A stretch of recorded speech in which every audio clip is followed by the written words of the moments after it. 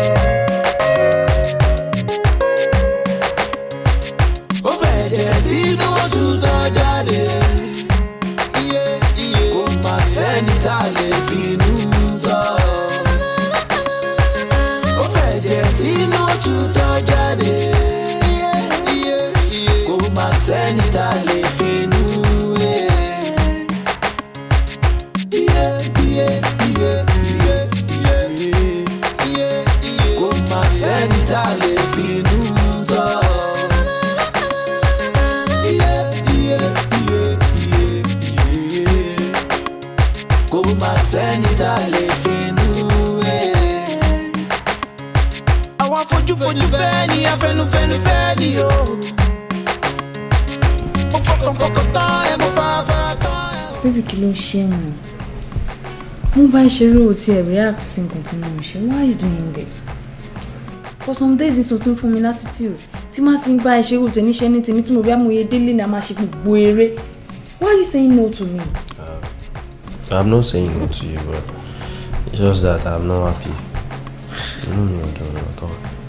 You are not happy? Yeah, but don't worry, I'll sort it out. Baby, kí ló ṣẹlẹ̀? Tó bá wà happy, mi go wà happy. You are my life, you are my love, you are my happiness. So, kí ló ṣe? Kó tó máa ṣe láti sọ fún mi. If you are not happy, I'm not happy as well. Me, there might be problem tèmi kí ma fi affect one. I don't want to get you bothered. Actually, guy agent tó wà ní other estate here. Yes. Ó sọ fún mi pé ọ̀bọ̀ kan wà tó fẹ́ travel out. Ó dẹ̀ down properties kan tó fẹ́ tà. And with the worth of over 50 million. So they now want to give it out at a rate, at a lower rate of 50 million. One need to Mali get 50 million. You know, to get your properties to worth 50 million. At the rate of 50 million, it's really going to be boom for me, you know. But until try go best in get to win. Or let me don't say banking, you don't know we get to loan 5 million. Tèmi náà bá kó sílé tí mo tú everywhere. Me the raise ju 1 million. Me more bit more very young. So I'm so worried about it. Baby. But don't worry, I'll get over it. To be honest, ọjọ́ orí ẹ̀dẹ̀ tó owó tó wà ní àkáǹtì mi tó bá lé ní 1 million àbí kó má tó bẹ́ẹ̀, either of the two. But ó ní owó family kan tó wà lọ́wọ́ mi. Ṣé o pé mi ní first mom sí mi? Yes. Ó ní owó family kan tó wà lọ́wọ́ mi 7 million. Really? Èmi àmọ́ tí máa ṣe wà tí máa gbà níbi tó wà. So máa add owó tó wà lọ́wọ́ mi sí. Okay. Ó máa jẹ́ 8 million. Baby bet John tó yọ lọ́rùn. Tá bá ti kọ́kọ́ ṣe business mi tó wù yẹn máa ti jáde. Properties ti bára àjọ nínà ni. Ọlọ́run kí ni mo ṣe tí mo fi deserve obìnrin tó nífẹ̀ẹ́ mi tó dénúdénú báyìí. Really, I'm so happy. Thank you so much. Thank you so much. Juwari, gbogbo eré tó fẹ́ yẹn. I'm a willing to man of food. I'll give it to you straight away. Left and right, front and back. I'm ready. I'm ready. Carry me. Let's go. Let's go. Carry me.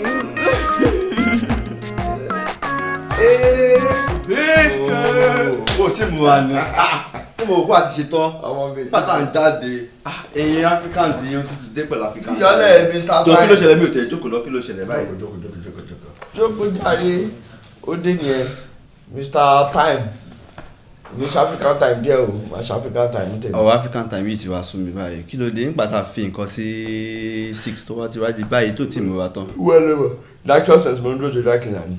dry cleaner ó ṣe wá jí pé èmi gan ló wá dúró de dry cleaner látànà tó àti make preparations beforehand. kò ń ṣe pé mi ò láṣọ tí mo fẹ́ wọ̀ ó ti sọ fún mi pé òun wà lọ́nà òun káṣọ mi bọ̀. ìgbà wo ló máa dé báyìí. kò ní pẹ́ kí ni kò fún ẹ jẹ. èmi ò jẹ kọ́kọ́ kó ṣe tọ́ ká máa lọ ni o. má tọ́ra ẹ̀ wo ẹ̀fọ́ kan wà tí mo rò tó bá jẹ ẹ̀fọ́ yẹn ẹ̀fọ́ ẹlẹ́mìí méje ni mo rẹ́pọ̀ mọ́ sí mo ya ẹja sí mo fi gbín sí mo á ṣe lẹ́fọ́ ẹlẹ́lẹ́gùsí ọmọ tí bá tẹ ẹ̀bà sí fún ẹ̀bà tó fẹ́lẹ́ pẹ̀lú gàrí lẹ́bù. ó ti tó shame ó lójú tì at what age ó máa ń sọ mo ṣe kíní kan mo tẹ fọkàn mo tẹ fọkàn. aago mélòó níwọ̀n tó yẹ pé ó yẹ kó ti níyàwó káwọn ọmọ ẹ̀ kó ti wà secondary school àbí nígbà tó bá ti wá yọ ọ̀run funfun tán ó fẹ́ máa gbọ́ ọmọ lọ school àwa rèé àwa lákéré sí ẹ̀ yìí àti lọ́ọ̀mọ́ àti níyàwó kí ló dé ó wá ń sọ ẹ di sugar daddy kiri àdúgbò ó ń ṣe àwọn ọmọ ẹlẹ́sẹ̀ tó kiri ó wá lóhun rẹ̀ fọ́kàn ń ṣe kídé kan ó lójú tí o ó dẹ̀ lẹ́ni tó ń bẹ̀ sọ. ẹ yé sọ story ó ṣáájú mi lówó kò ní kó lówó jù mí lọ balẹ̀ jẹ́ kí n sọ tó tọ́ fún ẹ ṣorí Sweden mi ń bọ̀ láti ìlú òyìnbó tó bá dé báyìí all time pè wá ní straight marriage nìyẹn. Sweden ń bọ̀ láti ìlú òyìnbó. ìlú òyìnbó ọmọ ìlú òyìnbó ló fẹ́ ìyẹn ti dòyìnbó tán lọ́jọ́ tó bá ti ṣẹ̀ báyìí lóru báyìí àmọ́ bẹ́ẹ̀ báyìí arágún ẹ̀ ṣàkóṣàkó láyé ó ń ṣèbí náà tèmi. ṣé kó mọ́mọ́ ti wá ń bíbí tó yẹ pé á sóúnjẹ gidi fún ẹ ọmọ tó ti pẹ́ láàbọ̀ ó sọ̀rọ̀ jù jáde fún mi lẹ̀. init lára sọ fún ẹnu lé fámi ò rẹ̀ fọ́ mo ti gbọ́. ìyàwó tèmi ò ń ṣe ọmọ ìṣẹ̀pẹ̀tẹ̀ ẹ̀rí ìfarẹ́ balẹ̀ ọmọ tí wọ́n bí tọkọ tó dẹ̀ tuntun rẹ̀ kọ́ ni. èmi máa gbọ́ ọ. wà á rí very soon wà á rí. ọwọ́ èrè jẹ́jẹ́ wà á fi ẹlẹ́dàá ẹ̀.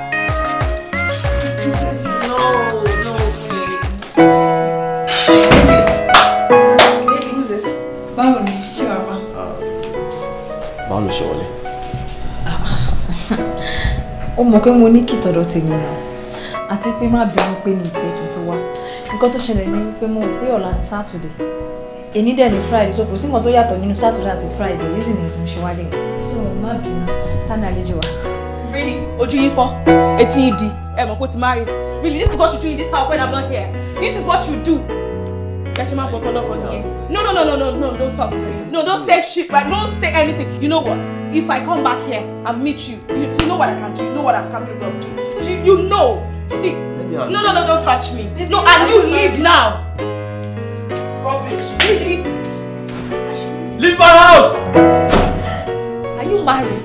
Leave my house right now. Baby. Leave my house now! No, man.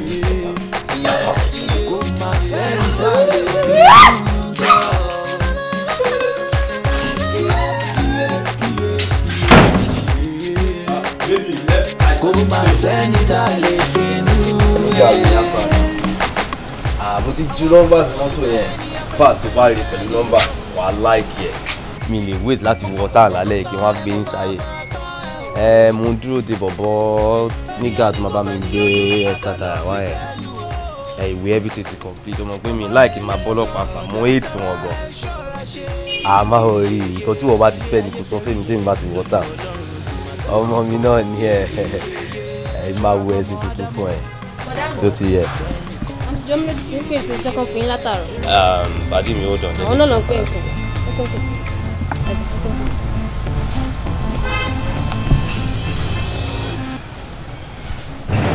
Alẹ́ bèrè.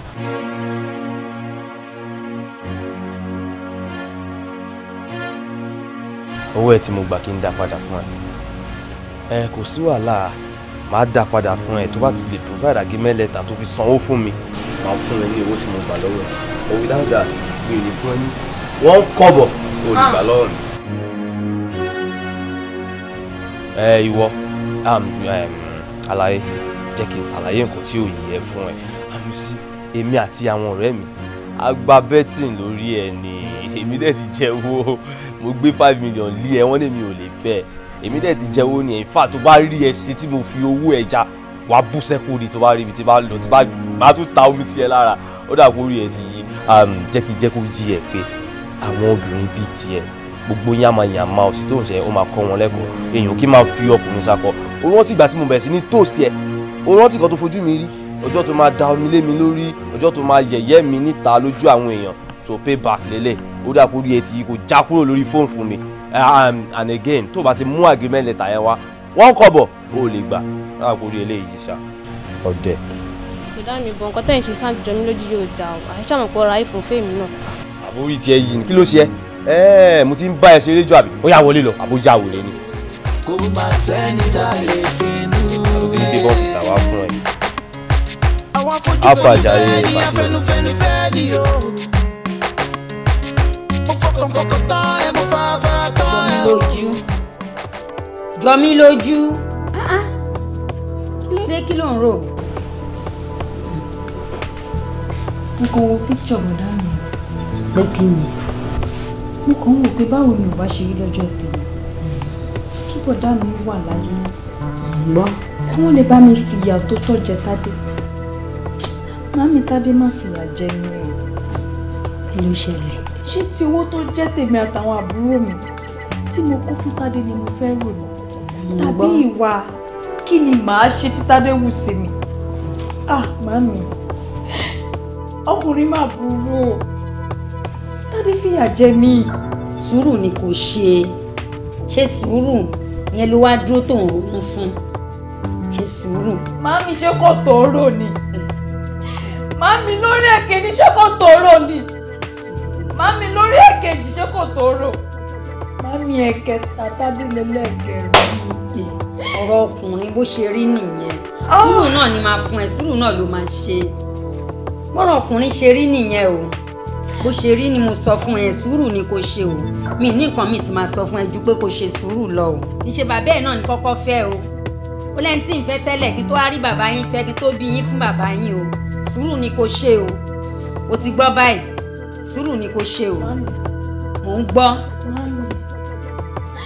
nǹkan ṣe mí o nǹkan ṣe mí o ọmọ ọdún mélòó ni mí tọkùnrin máa ń fi mí sílẹ̀ máa mí kan ṣe mí. ó náà ni mo ṣàlàyé fún ẹ kó lẹ́yìn tèmi náà kọ́kọ́ fẹ́ kí tó bí bàbá yìí ọkọ mi ṣe sùúrù nílùú abẹ máa tó àwọn afọ́jú fẹ́ni afẹ́nufẹ́nufẹ́ ni o. ọmọ wọn tèlè má bínú fún fọkàn tán ẹ mo fara tán ẹ o. ẹ ń bàjá ẹ mú yẹn lọ. èmi mo lọ rẹ náà àǹtí mi ni o ẹ̀gbọ́n mi ni o my sister. ọ̀rẹ́ mi ni màá kàn gbà irun yẹn bó ṣe comment báyìí mo ti mọ̀ kó fẹ́ ni tí mo ṣe lò tán lọ́tẹ̀ yẹn mo bẹ yọ pamọ́ ni. my sister. wẹ́wẹ́wẹ́ gbàsílẹ̀. ọmọ àgbé ẹ̀ṣayé wọ́n á jayé flabush local wọn ni o wọ́n ní local level. ayé local yẹn gan mo fẹ́ mi ti ẹ̀fẹ́ sórí gbogbo anything tó bá ti papọ̀ mọ́ international cuisine mi ò jẹ́ o because mo jẹ ewé tátágò ò jẹ́wé tómi mo jẹ́wé omi ìtí ẹ̀ ṣe gbogbo yẹn mọ́ lọ́wọ́ tí mo wà. seriously o mami ti fẹ́ ṣàrò yìí pa ó ga mọ́mí mo miss mọ́mí gan àwọn ọmọ bí mo ṣe miss. àwọn náà wọ́n ń pè yìí mọ́mí. Hello, mami. A ti bọ̀. Wọ́n wà ní mọ́tò àti bọ̀ rẹ̀ dì. Ó dọ̀ fún wọn. Mọ́mí. Yes.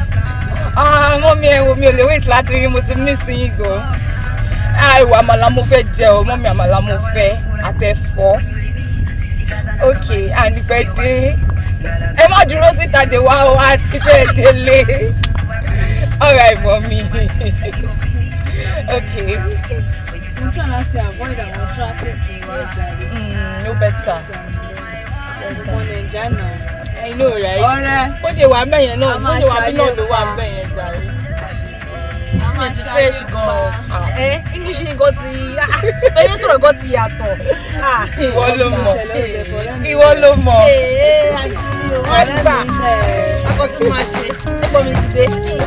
Ẹja kó àbójúbà. Àwa la kó ara yá. Èmi náà dẹ̀ mí sìn. Ṣé ẹ gbọ́?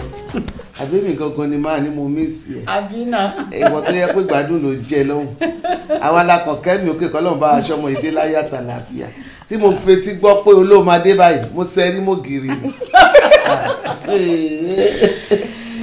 àdúpẹ́ fọlọ́hùn àdúpẹ́ pọ̀ bá wa láyé àtàlàfíà ìwọ náà dé bá wa láyé àtàlàfíà àwa náà tún rí ẹ láyé àtàlàfíà kí ló wá ṣeun àmọ́ gbogbo èyí tí mò ń sọ torí kò sí ìdúró sí ìbẹ̀rẹ̀ sí o ká ṣe gbogbo nǹkan tá a bá ṣe pápápá ni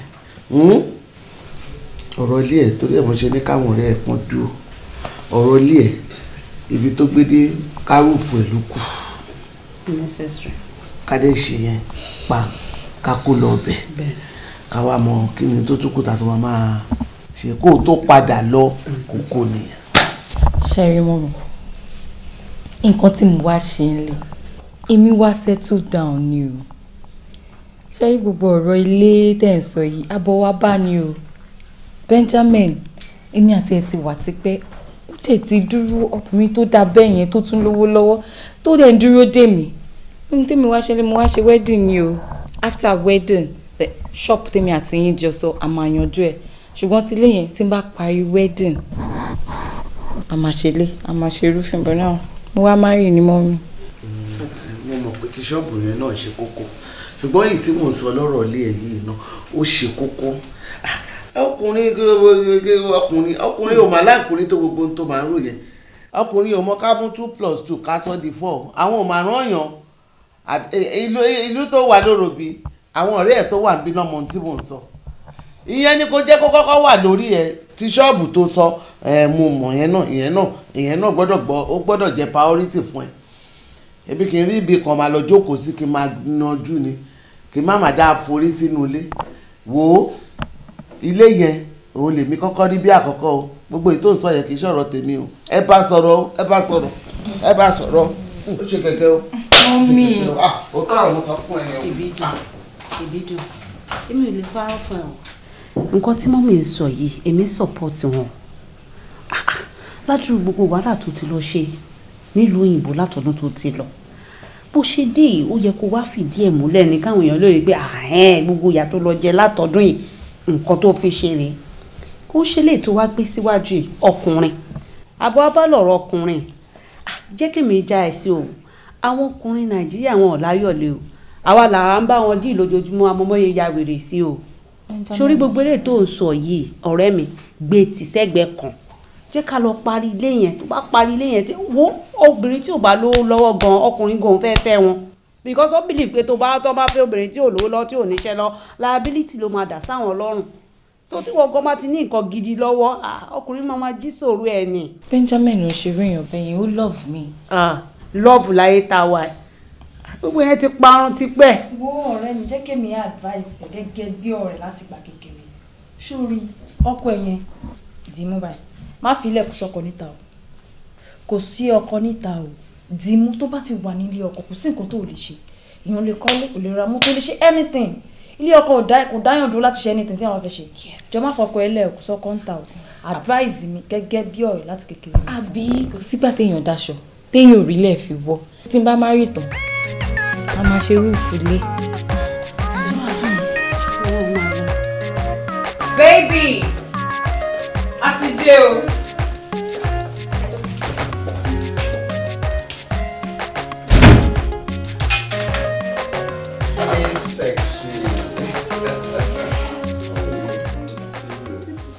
Oh, hey, Mabino. How are you? So meet my friends. Yeah. This is Koinsola and this is Jomiloju. Nice to meet you, Koinsola. I'm Jomiloju. My own name is Benjamin. Ẹ̀wọ̀ ẹ̀tì ní láti ṣe promo ara yìí àti pẹ́ tàbí o máa ń gbọ́ clips yìí gan-an. Please sit down. Ṣé rí ọ̀rẹ́ wa ojoojúmọ́ báyìí ló máa ń fi ọ̀rọ̀ yìí ló máa fi kọrin sí wa létí. Ẹ má dà ló ń jà yìí. Ẹ jẹ́ jókòó. Please sit down. Good to see you. Good to meet you at last. Okay. Ẹ pẹ̀lẹ́ kú tọ́jú ọ̀rẹ́ wa. Good, are you okay? Yeah, I missed you so much. You too. Oh, baby girl, come on. Ẹ má bínú. Jealous much. Mo ti miss ẹ gan ni. Alright, kí ni kí a fi ṣe yín lálejò báyìí? Ọbẹ̀ oríṣi méjì ni mo ní kàn ṣe. òwe. Èmi ní kó ro ẹ̀fọ́ kó dẹ̀ ṣe ẹja tútù. Irọ́ ni o wọ́n ṣe ẹlẹ́dẹ̀ wa. Bẹ́ẹ̀. Ẹnì kan ra bíi pando yam sí àbí sẹ́mu. Yeah, pando yam wa. Irọ́ ni o. Èmi máa jẹ pando. Oh, that's good. Máa jẹ pando àti ẹ̀fọ́ pẹ̀lú ẹja tútù. Kí ni ẹ̀yin máa jẹ tí? Something light. Something light? Very light. Feel free o, ilé ló wà o. Àbí. It's okay then. Ẹ jẹ́ fún 1 few minutes. Ẹ jẹ́ ká get oúnjẹ ready. Okay. Baby, let's get. Ẹ ṣé gan. Ẹ ṣé. Okay. I'll be right back. Okay. My sugar baby honey pie. Ọ̀rẹ́ mi. Ọ̀rẹ́ wa ní luck. Ọ̀rẹ́ nǹkan kì í ṣẹ̀ṣẹ̀ rà kọ́. Kí ni? Orí ló lé. Orí gbogbo ẹ̀kọ́ ṣe ń ṣe kí ló ń ṣe ẹ báyìí? Ó mọ̀ tí pé ó wà òkè. Ó wà òkè so. Kò ń ṣe pé ó wà òkè nìkan, ó fáìn bàjẹ́. Ṣé wò rí i pé láàrin àwọn mẹ́tẹ̀ẹ̀ta ọ̀rẹ́ wa Ìbídùn òun ló ní lọ́ọ̀kì jù ni? Honestly, tá a bá jáde báyìí náà, òun nìkan lọ́kùnrin máa kọ́kọ́ kọ́ lọ sí. Mo rí gbogbo ìbò ṣe fáìn. Gbogbo nǹkan tó expect mo ti understand. No, sórí téèyàn bá rí nǹkan tó dáa kéèyàn sọ inú ilé ìdá. Ṣé o fẹ́ gbọ́kàn rẹ̀ yìí? Jọ tó yọ lọ ìwọ làbúrò gbọ́kàn rẹ̀ mi. Ṣé ti máa rí nǹkan tó dáa kí n máa admire. Wò rí pé bọ̀bọ̀ yẹn fine. Ó clean. Ọ̀rẹ́, mo ti gbọ́ gbogbo tó sọ mo tún ti yé. Ẹ wá kí ló dé tí gbogbo ẹ̀ wá ń bọ́ sódì lára ẹ̀ báyìí? Ara ò kan mi, ó tún sọ ó fún àyè ó ṣe gbé ó fún àyè gbogbo wa lámọ̀ yẹn. Wá ní sùúrù ṣé ò torí something like tó ló fẹ́ jẹ ẹ ló jẹ́ kó wọn kanra báyìí? Èmi kọ́ mo ní kó wá ti jú ń bí báyìí o. Because o dé nìyẹn o máa over package tá a bá ti débi kan. Èèyàn bá rí ẹ níbi tó ti ń wá màlà àtẹwédú pẹ̀lú ogun fẹ́ báyìí ó máa rò bí ẹni pé irọ́ o ò lè jẹ kọ́kọ́ tọ́ nílé ọ̀rẹ́. Àwa dé bí báyìí sí wọn ní kí la fẹ́ jẹ ìwọ ni wọ́n fẹ́ something like pẹ̀lẹ́ o Mrs. Fast the bad guy. Ijó ni kò máa jó lójú títì mo ti ń wẹ káàkiri inú ilé níbo ló gbà lọ. Má bí mo lọ ra nǹkan tà mẹ́rin. Mo fẹ́ kó bá mi lọ sí mall tó wà ní junction yẹn mo fẹ́ ra slimming tea.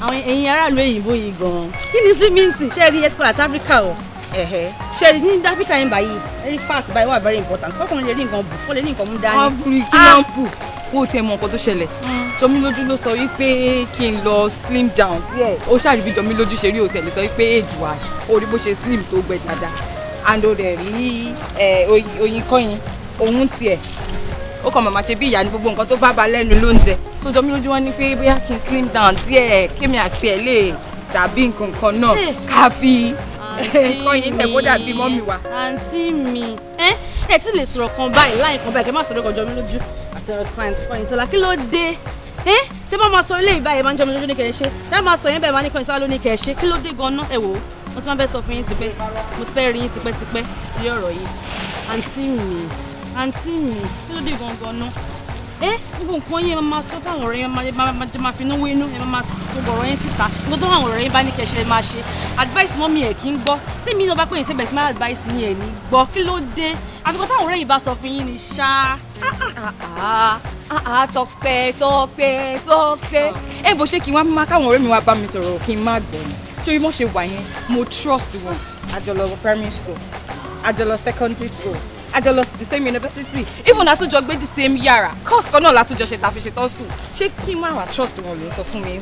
Àǹtí mi gbogbo aláǹgbá ló dánú délẹ̀ o àmì tínú o forget ojúlárí àrọ́kàn o ẹ̀yin lè rò bí bínú yín ṣe rí inú àwọn ọ̀rẹ́ yín ṣe rí o èmi kàn máa sọ tọ̀rọ̀ ẹ má sọ pé ọmọ kékeré ni mi ò bọ̀ nǹkan tó wà nínú mi máa sọ jáde sí i ó dẹ̀ ti pé mo ti fẹ́ sọ fún yín tipẹ́ kí ẹ ṣọ́ra pẹ̀lú àwọn ọ̀rẹ́ yín kí ẹ ṣọ́ra pẹ̀lú máa sọ fún wọn o ṣé tẹ̀ rí àti àtẹ̀ṣẹ̀gbọ́ àti Jọmílójú insurance wà láti ilé olówó ṣé tẹ̀ láti kọ́ yẹn tó wọ́n ṣe bí olè bí ajá yaba báńkì. fọ̀rẹ́ mi sílẹ̀ ṣé o tiẹ̀ jealousy kí ló ń jealous lára wọn. jealousy àbúrò mi nìwọ fún àwọn ọ̀rẹ́ mi ilẹ̀ jẹ́ kán play role tí wọ́n play role àwọn lọ́kọ̀ mi ra sí mi. èmi ò ra síbèsì kankan fún yín ẹ ti wà lókè báyìí ẹ fún àyẹn sexy. o ní bá mi lọ tọ́pẹ́ ò ní lọ. ẹ wo àǹtí mi ẹ wà ókè jàre á ṣé bí àbúrò àwọn afojúfojú fẹ́ ni afẹnufẹnu fẹ́ ni o.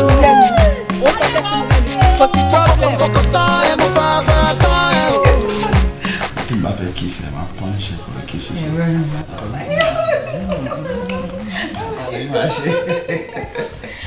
Ọdẹ ló romantic.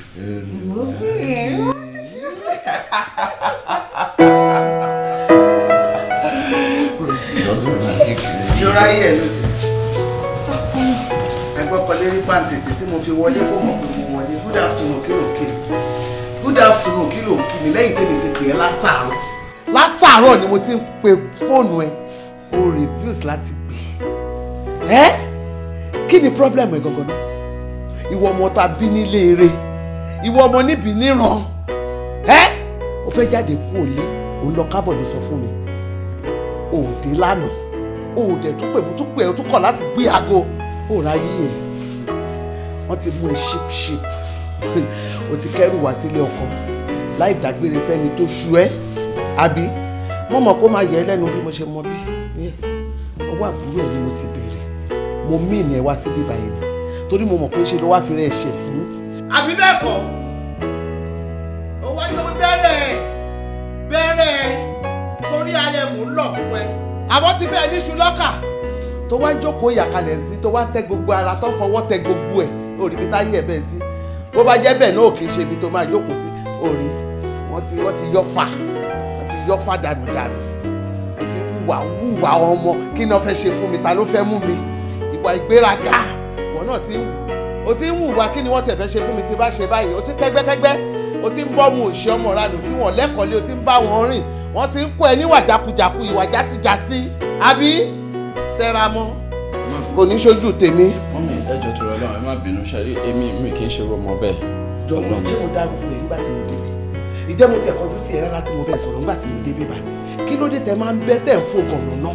Ṣé mo dárúkọ ẹ? Ọmọ mi ni mò ń bá wí àbí mi ò ní ráìsì láti bọ́ ọmọ tí mo bí inú wí nígbà tó ń hùwà burúkú tó ń hùwà játijàti tó ti kẹ́gbẹ́kẹ́gbẹ́ ṣé mi ò ní ráìsì? Tó bá ní mi ò ní ráìsì nígbà náà ò lè sọ fún mi. Kẹ́nu ẹni tẹ kọ́kọ́ bàtà kọ́. Rọ́mì kí ni? Tó o bá dé ìṣòro bí mo ṣe sọ yìí, ọmọ kó tó ní mi bá tọ́ lọ́lẹ̀ pẹ̀lú ẹ̀, wàá rí rẹ̀ wò bí ìran ni. Níjọ́ mi bá ju wèrè wo ni? Lójú Ọlọ́run kò wá tó nǹkan yéyéyéyé. Ṣọ́ra fọ́mọ Ádámọ̀, má fọkàn tẹ́ nìkan yéyéyéyé. Ṣe rere láyé o, ọ̀rẹ́ má bà tèèyàn jẹ́. Ṣe rere láyé o, ọ̀rẹ́ má bà tèèyàn jẹ́. I'm Marira next week. And next week ni wedding wa now. Kí ló tó sọ̀rọ̀ báyìí? Ó ṣe pé mi náà miss ẹ. Níbo ó mọ̀rọ̀ mọ́ mi. Wọ́n ti ní pé bóyá mo fẹ́ wá máa tara mi lọ́pọ̀ fún ẹ and everything. And kò possible ká marry tán sí kó tún sọ wípé mo ń tara mi lọ́pọ̀ àbí kí n má wá sùn sọ́dọ̀ ẹ or something. Má bínú now. You know I'm missing you too, seriously. Okay. Alright, darling. Love you too.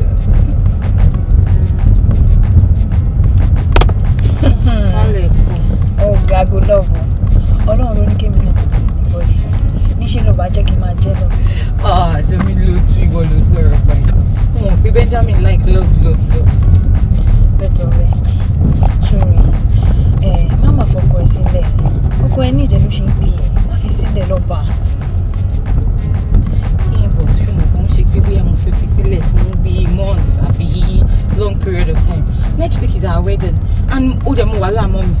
Mo fún kó ká ní time náà kó wọn hang out pẹ̀lú àwọn guys kémi náà hang out pẹ̀lú ẹ̀yin girls káàdẹ̀ kókò padà ní next week.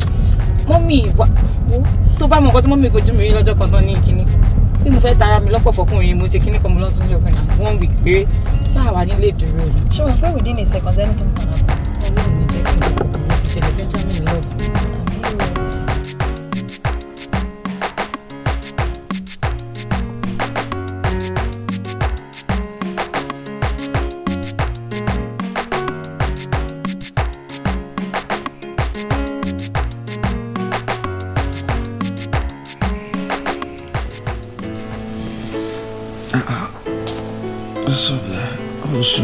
Morning. Àti jí tó bí 10 minutes. Mo kàn ń wò ẹ́ o kàn dá mi lọ́rùn. Come. Ìfẹ́ mi. Ayọ̀ mi. Stop. Life me. Baby drum. Thank you. Thank you so much. Baby, why are you thanking me? Ọmọ, kò wọ́pọ̀ nínú ọkùnrin tó máa sọ bẹ́ẹ̀, tó dẹ̀ máa ṣe bẹ́ẹ̀. Wọ́n kàn máa parọ́, wọ́n máa tọ̀yàn. Ìgbéyàwó wa náà yẹn ó láàrin. I was dazed. I was amazed. I didn't believe myself. It was like a dream come true. Wow.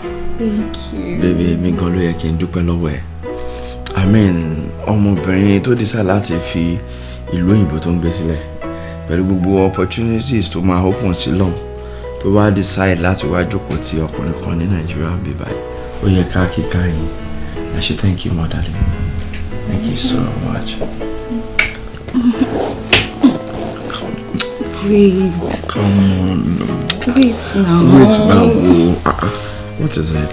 Ọkọ mi, mo fẹ́ tọrọ nǹkan lọ́wọ́ ẹ. My God.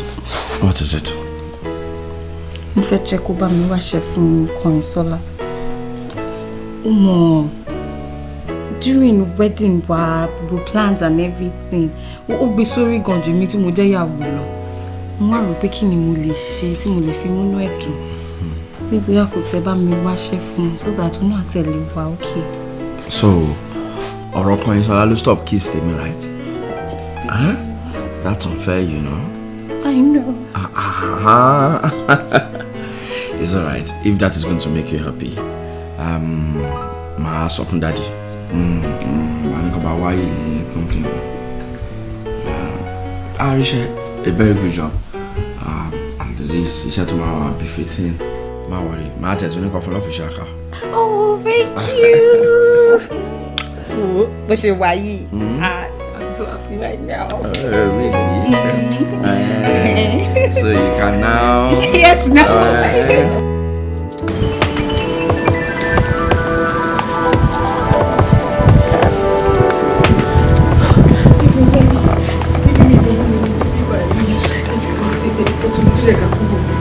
Èmi ò lè dúró sílẹ̀. Èmi ò lè dúró sílẹ̀. O fẹ́ mẹ́sẹ̀. O fẹ́ mẹ́rin tó ṣe. Tó ṣe. Ẹ̀ṣẹ̀ tó ṣe pọ̀. Ọmọ tá a bá gbọ́ àbí tó gbọ́ àbí tó ṣe tó bá fẹ́ pa. O ò lè bọ́ bẹ́ẹ̀.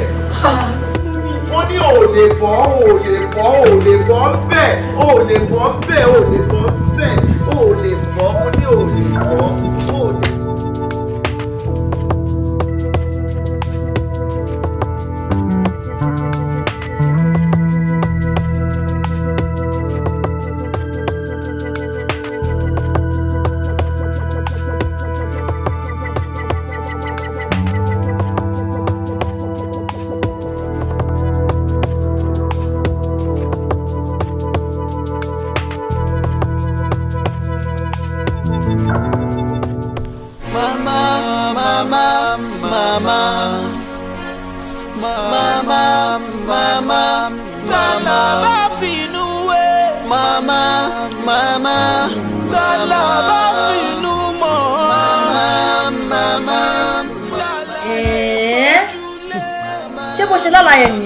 Ọ̀rẹ́ mi tí mo ṣe rí nìyẹn ó yà mí lẹ́nu mi tí ẹ mọ nǹkan tí mo máa ṣe. Ọmọ gbọ́ kò sí tàbí ṣùgbọ́n bí a jẹ ní mọ̀ sí. Ṣùgbọ́n èmi náà rò bẹ́ẹ̀ bọ́ mi ìfẹ́ gbàgbọ́ pé báwo ni ìyá Àbídùn ṣe fẹ́ rájẹ́ níbo náà ti fẹ́ rájẹ́. Àjẹ́ ni wọ́n because tó bá ṣàjẹ́ kò yẹ kó lárú àlábẹ́ yẹn. Èmi dẹ̀ ti máa ń gbò bẹ́ẹ̀ tí kò ní dá kéèyàn sọ̀rọ̀ ẹ̀ fún ẹbẹ̀ tí ọmọ àjẹ́ ni mo ti ẹ̀. Ṣé o mọ̀ pé èmi náà ti rò bẹ́ẹ̀ ṣùgbọ́n mi ò fẹ́ gbàgbọ́ pé ìyá Àbídùn lè gbàjẹ́. Kí ló ń sọ? Sórí àwọn àgbà máa ní bípolí ò bá pa ni tó dé ò lè pa ni o. Wọ́n tẹ̀ ní igi gbogbo má gùn mí lójú àtòkèrè báyìí láti máa ṣọ́ mọ́ sí ẹ̀. Tó bá ti gbóúnjẹ sílẹ̀ má padà wá jẹ. Tó bá dìde báyìí tó bá dìde kó dìde pẹ̀lú wọn ni. Ó ní láti máa ṣọ́ wọn. Máa ṣọ́ wọn o. Tí ojúlọ́lá kan fi ń ṣọ́rí báyìí. ọ̀rẹ́ mi mo mọ̀ pé tí n bá ti dé bíbá ọ̀rọ̀ mi máa ní solution. Mo mọ̀ pọ́rọ̀ mi máa níyànjú tí n bá ti tó dé pé wà fún mi láàdváìsì gidi. Ìyá Àbìdù. O ní láti rojú o because mo tí ẹ̀ ń dàbí wọn tojọ́. Ẹni tó bá dẹ̀ ti ń tojọ́ tó bá ti tojọ́ kiri ìgbà wọn ti gbé nǹkan tó yẹ kan gbélé wọn lọ́wọ́. Túmọ̀ tá bá ti ra nǹkan kékeré àwọn mi àti fẹ́ show off fáwọn ọ̀rẹ́ wọn fún mi rojọ́ náà. Ṣòdìrẹ́ gẹ́gẹ́ bí ọ̀rẹ́ láti kékeré mọ̀ pé mi kì í tiẹ̀ sí nǹkan. Àwọn ni wọ́n bí ẹ̀ mi lè sọ pé kò fi wọ́n sílẹ̀ àmọ́ wò máa ṣe wọn. Ayé ta wà tọkọ ń pàyàwó tọmọ ń pa bàbá ẹ̀ kí ni wàá ní ṣẹlẹ̀ sí ìyá tọmọ ọmọ lórí ara ẹ̀ sá àjẹ́ ni mo ń mi àjẹ́ báyìí. Tòótọ́ ni o tí kulé ò bá pani tó dé ò lè pani lóòótọ́ o. Ọ̀rẹ́ má bàtì yóò jẹ́. Thank you very much, ọ̀rẹ́. Thirsty for life. Sínú tútọ́ jáde ó fẹ́ jẹ sínú ó fẹ́ jẹ sí. Kò má sẹ́ni tá a lè fi ní tọ́. Ó fẹ́ jẹ sínú tútọ́ jáde. Kò má sẹ́ni tá a lè fi nú ẹ̀.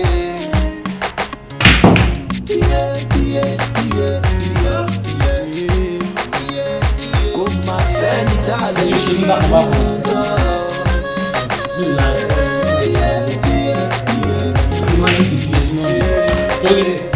Kò má sẹ́ni tá a lè fi nú ẹ̀.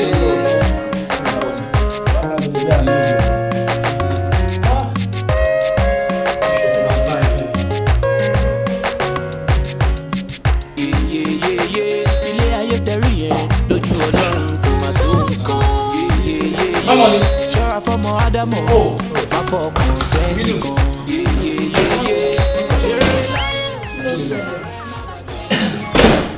How are you? I'm fine. Báwo? Báwo ni ọ̀rẹ́ mi ń kọ́? Mo pé mi ò gẹ̀tẹ̀. Mo bá sọ̀rọ̀ lórí Instagram. Kò dáhùn. Ó ti deactivate Facebook account ẹ̀. Mo bá sọ̀rọ̀ lórí WhatsApp. Ìyẹn ò tiẹ̀ lọ. Mi ò understand níbo ni mo fẹ́ wá sí. Torí ẹ̀ ni mo ṣe wá lélẹ̀ ní ìgbà. Ibidu, nọ́mbà Jọmilójú lè lọ. Àwa gbọ́ ti pé àrípè. I personally, I am not scared. Nígbà tí Jọmilójú wà secondary school, ó lọ for good 6 days tí kò wálé. Nígbà tó máa dé, ó ń lọ sí Abuja ló sọ fún wa ọ̀dọ̀ ọkùnrin bẹ́tà ló padà jẹ́wọ́ fèmí. Wọ́n máa dé jàre. Ó máa dé. Ó máa dé. Bóyá mi ò sí ní gbogbo mú bí ẹ̀ ń sìn. Bébí kí ló ṣẹlẹ̀ mo ti observe lẹ́nu ọjọ́ mẹ́ta yìí o máa ń wà módì gan nínú ilé wa kọ́ dédé máa di kí ni nǹkan tó ṣẹlẹ̀ ṣé mo ṣe é ni. Ìfẹ́ mi ò ṣẹ mi but ọ̀rọ̀ Jọmilójú ló ń bother mi ó ń kọ́ mi lómi seriously because ó ti tó 6 months ta marry nsìn mi ì mọ whereabout ẹ̀ mi ì mọ bí tó lọ tó bá tẹ̀ jẹ́ pé ó ń bá mi jà ṣé bá pè mí á sọ fún mi ṣé mi ló yẹ kó sá lọ fún mi I don't know there's something fishy about this and Ọlọ́run máa bá mi sọ níbi tó wà I don't understand.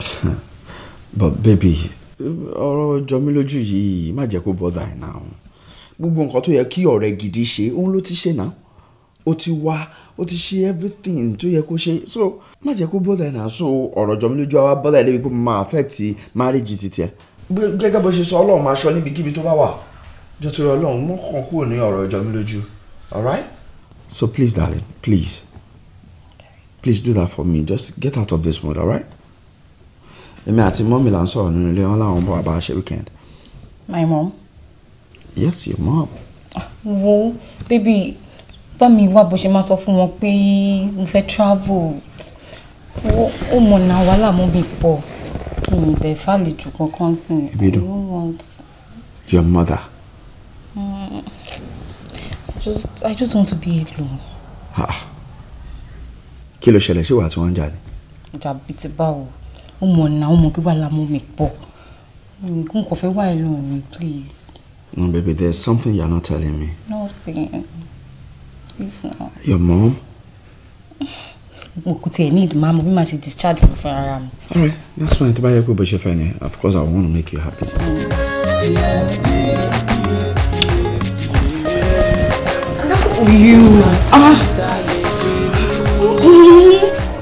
Èmi bẹ́ẹ̀ sọ̀rọ̀ olúwo mi gbọ́. mo ní o má ṣe o ṣe àbí ó fẹ́ mọ ohun tí mo fẹ́ ṣe ni màá wá jẹ́wọ́ ara mi fún ẹ pé màá ṣe mẹ́wàá pẹ̀lú ẹ oyún tó ní yẹn tó ní fún Benjamin tèmi ò fọwọ́ sí ò ní bí bẹ́ẹ̀ ni mo sọ. ha màámi ìyá àbídùn àjẹ́ ni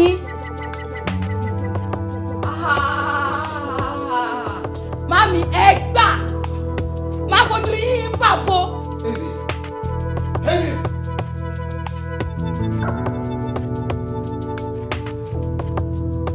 kò sí nǹkan tẹ́ bá fi mí ṣe kò sí nǹkan tẹ́ bá ṣe.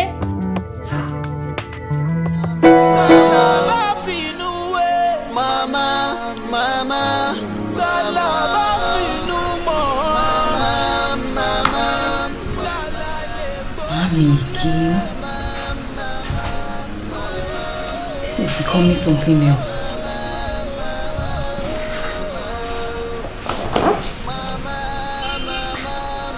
Dájúdájú, ajẹ́ ni màá. Kí ló dé tó dé máa bá mi fà wàhálà lójú àlá lójoojúmọ́? Wọ́n á dẹ̀ gbà. Mami á gbà lọ́wọ́ mi. Ilé ayé tẹ̀rí yẹn lójú Ọlọ́run kò má tó nǹkan. Ṣọ́ra fọ́mọ Ádámọ̀, má fọkàn tó ẹnìkan. Ṣeré láyé ọ̀rẹ́ má bàtẹ́ ajẹ́. ọkọ mi káàbọ̀ wá tààrọ̀ báwo ni iṣẹ́ léèrè ṣé dáadáa ló dé báwo ni iṣẹ́ léèrè. Mọ́mí, kí lẹ wá ṣe ń bíbá? Kí ló ṣẹlẹ̀ gangan ẹ̀jẹ̀ fi mí lọ́rùn sílẹ̀? Kí ni mo rà nínú gbáyé gan tí mi ò sanwó? Kí ló dé? Ẹ̀jẹ̀ fi mí sílẹ̀ ìwọ ìyá àjẹ́ yìí, ẹ ṣáà ti rí kí n tó rí. mo ti rí kó tó rí èmi dùn sórí aláìsí mi ìyá ẹ̀ ló bá sọ̀rọ̀ àbọ̀mẹ̀ tó dókòó. Ta ni ìwọ ìyá àjẹ́ òṣì? Ta ni ẹ ò dẹ̀ fi mí lọ́rùn sílẹ̀? Ṣé orí yín tó ń gbénu tèmi ó dùn tó ń gbénu ayé lọ o? Tó jẹ́ ronú inú mi. Bíbí ló bí mi. Èmi náà jẹ́ ìbí tèmi. Fi mí lẹ̀ lọ́rùn jẹ́ ìbí tèmi. Ìyá àjẹ́ kúrò lé wa. Ìbídùn kí ló ṣẹlẹ̀? Kí ló ṣẹlẹ̀? Mi ìmọ̀ ọkọ tó ṣẹlẹ̀. Kí ló ṣẹlẹ̀? Kí ló ṣe? Baby, tell this woman to leave our house right now. Mommy, ẹ fi mí lẹ̀ ẹ kúrò lé mi. Tell her to leave my house. Àìjẹ́bẹ̀ má ṣe nǹkan tó ní láìkó. Quiet! You just keep quiet.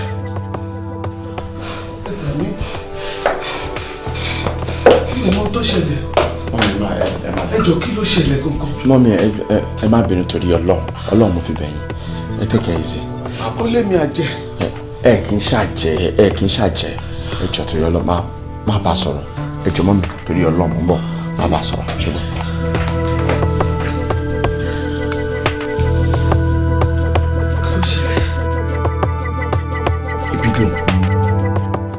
Do you know the repercussion of what you have just done now? Ìyá tó bí ẹ tó da ẹ̀jẹ̀ lé ẹ lórí wọ́n pè lájẹ́. What's wrong with you? Baby, ṣorí tó bá mọ nǹkan tó máa sọ sí ọ̀rọ̀ ẹ̀ má dá sí. Àjẹké lánàá ọmọ kú lénìí ta ni ọmọ pàjẹ́ àná ló pọ̀ mọ́ jẹ. Àná ni mo ṣe ń lálàá tí mọ́mí mi bá mi lérí lójú àlá pé ó kù bí tí màá ti gbé bí oyún inú mi tèmi ọkàn fúnra mi mọ̀ pé mo ti lóyún. Mo dọ́dọ̀ dókítà léni dókítà sọ fún mi pé mo ti lóyún oṣù 2. At hospital ni mo ti ń bọ̀ mo tún wọlé mọ́mí mi ni mo tún bá tí wọn ò dẹ̀ wá bíbá ìtẹ́lẹ̀ dájúdájú mọ́mí mi ti mọ̀.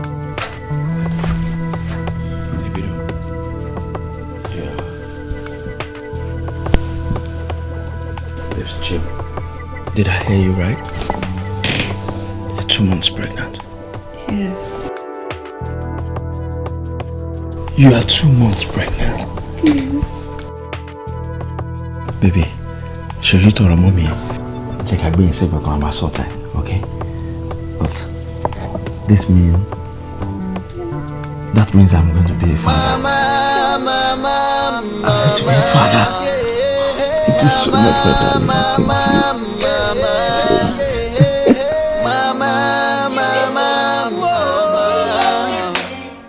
Kí ló dé? wọnú ilé onílé òun pariwo àti pé kí ló ṣẹlẹ̀ àǹtí ibẹ̀ dà. wo àgbà tó ti lájẹ gbàgàdà tó pé mọ̀ tó pé màmí lájẹ làǹtí ẹ̀ ti bọ́dọ̀ lọ tipẹ́tipẹ́ dúró náà wọ́n ní wọ́n mọ́mí lájẹ. ìyá ló tọ́jú aláṣẹ kékeré tó ṣìyà lórí wa ìwọ wá jí àárọ̀ ọjọ́ kan bẹ̀rẹ̀ sí pé lájẹ.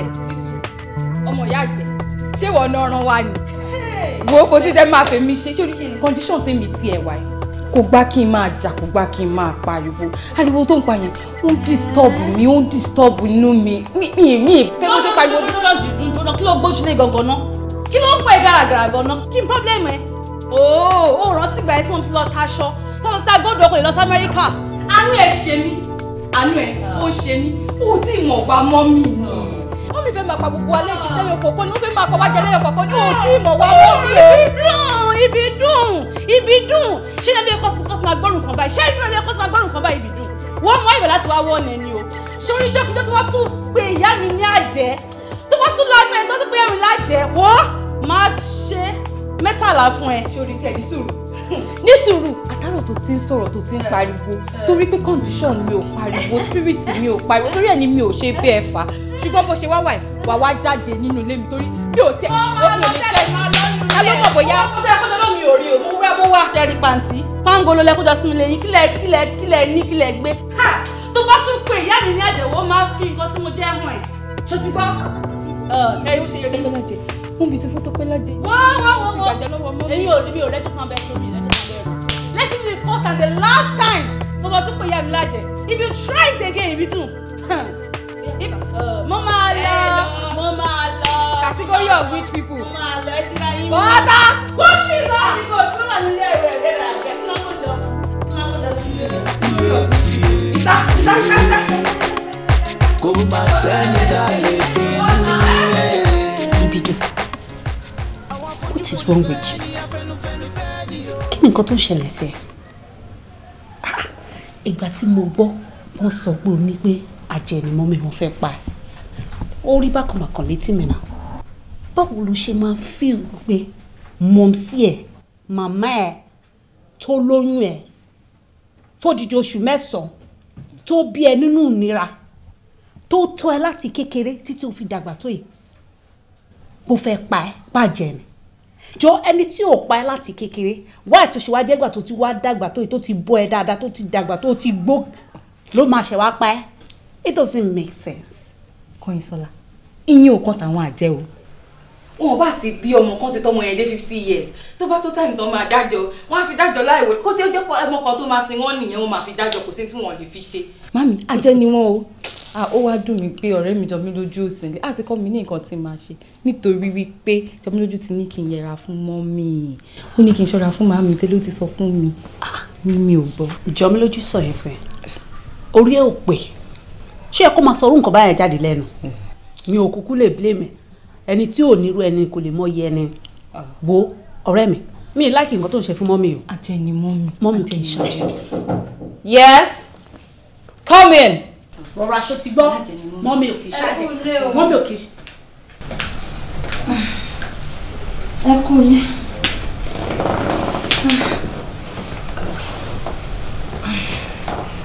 ṣé wàá pa. Jọmilójú. And you know I'll be worried about you. O kàn lọ bẹ́ẹ̀ yẹn, o pè, o mail, o text, o ṣe anything. Kò dẹ̀ mọ́ wá ẹ káàkiri mi tẹ̀ understand. Kí ló dé, kí ló ṣẹlẹ̀? Ọ̀rẹ́ mi má bínú. Ṣé mo pé lálẹ́ ọjọ́ wedding ẹ̀ mo invite boyfriend mi? Tó ṣe dé báyìí, ó ní pẹ́ gbàtí máa lájà fi South Africa. Kò jẹ́ kí n mú phone, kò jẹ́ kí n mú anything, má bínú ọ̀rẹ́ mi. Reason yẹn tí mi ṣe pẹ́. Àmọ́ gbà tó yún mi ti wá ga, mo wá rí pé ṣe Ọlọ́run ni kò ṣe bò mọ́ra yẹn ló ní kí n wá rí. Òun náà ni mo rí pé kò ṣe bò mọ́ra. South Africa indeed. Ọ̀rẹ́ ò tiẹ̀ ṣe mí lálejò.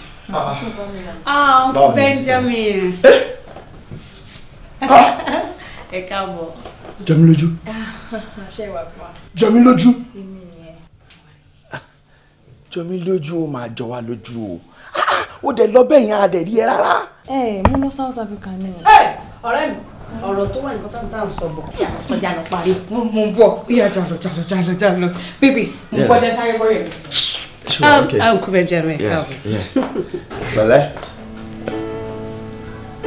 Ẹ ṣé.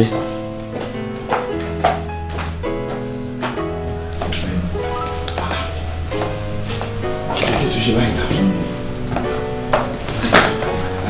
Mo lọ láti jọ àmì kí ló ṣẹlẹ̀? Tó ṣẹlẹ̀ tí mo fi lọ. Mo lọ mo dẹ̀ padà dé ni. Torí tí n bá dúró wà ní kí n ṣẹ́ oyún.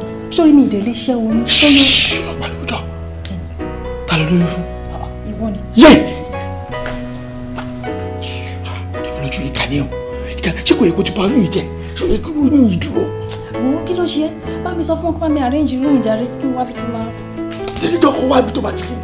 Kó wá bí tó máa ṣe kí ni? Ebi pa mi máa pariwo. Bóyá ká kúkú. Jẹ́ ká kúkú parí ẹ̀. Jẹ́ kó máa rí.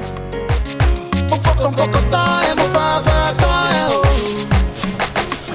Ènìyàn ní kò fẹ́ ní lójú, àti ló fi sẹ́nu o. Afa. Mo wálé ọmọ yẹn tì láwọn tí mo sọ̀rọ̀ àti ọgbọ́n inú ilé ni. O ṣe máa wálé ẹ̀ tì, o ṣe máa wálé ọmọ yẹn tì. Kí ló ṣe ẹnu climax? Gbogbo ìṣó fẹ́ kọ́mọ yẹn wá pa mí mọ́nu lé ni. Kò lè pa ẹ́ mọ́lé, o ṣe máa pa ẹ́ mọ́lé. Kò lè pa mí mọ́lé kẹ́ o mọ̀ pé mo jújú ọmọ yẹn gan ni. Mo jújú ẹ̀ náà, èmi àti ẹ̀dẹ̀ ti lè rí ikú síra wa yẹn. Tó bá fast ló máa para wọn. Tó fẹ́ kó pa mí, mọ̀ bí tó ń gbé, mọ̀ bí tèmi ń gbé. O fẹ́ kó wá pa mí sínú ilé ni. O bọ́ ẹ má fi mí pa náà. Ọmọ yẹn máa ṣe. Ọ̀rẹ́ ẹ̀ kan wà kan Ìṣọ̀lá, mo ti mọ ilé yẹn. Èmi máa wo plan. Ọ̀rẹ́ ẹ̀ wo ṣé mo mọ̀ ọ̀rẹ́ rí ni mi ní business pẹ̀lú ọ̀rẹ́ ẹ̀ ọ̀rẹ́ jàre. mi gbọ́ plan mi pé bóyá ká mọ ọ̀rẹ́ yẹn ká jẹ ọ̀rẹ́ ká rẹ̀ pé òun ká fi yín ká fowó ọ̀rẹ́ yẹn tírẹ̀tì yẹn pé ìwọ ni kúkàn bá ṣe pọ̀ ọ̀rẹ́ yìí o kò jẹ́ kó rí ẹ ṣe kí ni kó correspond ó máa gbàgbé ọ̀rọ̀ tiẹ̀. Bẹ́ẹ̀ kó rẹ̀ correspond. Ọlọ́run. Béèrè tó rẹ̀ fi kó máa work. Overwork. Bàbá ẹ̀ má fọ́sẹ̀ Ọlọ́run. Mo mú fọ́jà rẹ̀ anẹ́rù ń bá mi ó mọ torí ti má jáde ti má wọ club. Ọmọ ara àwọn boys tó máa dúró sí àgbo club tó máa wò mí báyìí. Ẹ̀rù máa ń bà mí kí n lè dúró. Àyọ̀ ń fọ́ fún ẹni kò náwó ni máa gé. Wọ́n ń fọ́ fún mi. Ọlọ́run. Wọ́n fọ́ gidi èèyàn. Mo bá wọ́n fọ́ fún mi ni. Bàbá ṣe ń bọ̀ sí tí mi bá mú ẹ̀rí mo lè la ọ̀rẹ́ mi gbà bẹ́ẹ̀. Ìyàwó rẹ̀ ni àlàmì ò kébé àbòsí ọ̀rẹ́ mi ni excuse jápawẹ́. Lọ wá àwọn Sam tó wà ní street other street kó lọ máa lá àbúrò rẹ̀ lélẹ̀. Sam. Bọ̀bọ̀ ìyẹ̀rù ń bà mí náà. Bàbá má fọ. Má fọwọ́ kọ́ mi bẹ́ẹ̀ yẹn. Má fọ ọ̀rẹ́ mi. Ọ̀rọ̀ tó serious là ń sọjà ọjọ́. Báwo rí ọ̀rẹ́ yẹn la máa pa. Ọ̀rẹ́ yẹn la máa pa la máa fi tírẹ́tì ni ẹ̀ má fọ. Ok kò sí wàhálà tó bá sọ lẹ́yìn. Ọ̀rẹ́ mi wẹ́ mọ́tò yìí. Lẹ́lẹ́kẹ̀ lo. Ó ń pọ̀ jù náà ní ẹ̀. Ẹ̀yin ò kì í mọ̀ nǹkan yọ mu ó gbà tẹ́ bá lọ gbé táǹkì wá. Ó gbẹ once. Ẹ bá àkókò lọ gbé táǹkì wá. Ọmọ ẹ ló ń bọ̀ ẹ̀. Ọmọ wò. Máa fọ mo ra fọ ká. Jọ torí Ọlọ́run. Máa fọ. Kò sí wàhálà. Wá jẹ́ ká wé wọn kí lè bọ́bọ́ ìfimilẹ̀ jẹ́ ẹ̀ yọ táyẹ̀ nínú. Ẹ lọ yọ.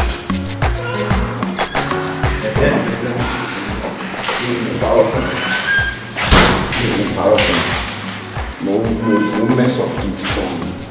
I'm telling you ló ṣe. Ẹ̀gbọ́n mi lẹ́sẹ̀ gidi gan. Ló ṣe ọmọ best friend mo mọ̀ Johnny Luther tó ń bẹ̀. Ọmọ kì í má parọ́ fún ẹ. Kì í má parọ́ fún ẹ. Lọ. Èmi lọ́mọ yẹn lóyún fún ẹ. Èmi ló lóyún fún ẹ.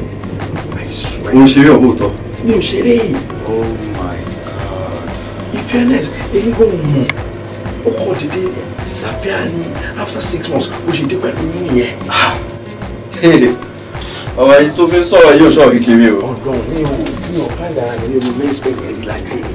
Báwo ni ìyẹn ṣe wọ́n mistake bẹ́ẹ̀? Bàbá mistake best friend ìyàwó ẹ̀. Ọlọ́run. That is very sloppy from you. How could you do that? Best friend ìyàwó ẹ̀. Tàbí sọ pé ṣe boss. Ọ̀nà ọkùnrin kí ló wó tó ń bẹ̀rẹ̀ ká tó bẹ̀rẹ̀? Àmì òòrí ó sá lọ sẹ́ẹ̀. Ó surface after 6 months. Mi ò bára mi ní mess bẹ́ẹ̀ yẹn ní ìgbésí ayé mi. I don't know what to do. Wàhálà lè lè yọ bàbá wàhálà gidi.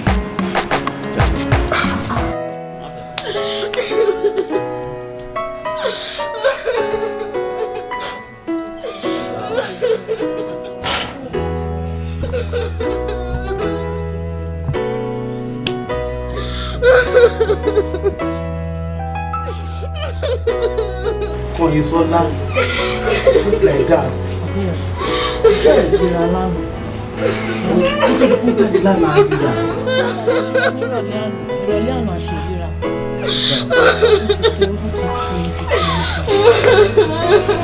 Pẹ̀lẹ́ ó ti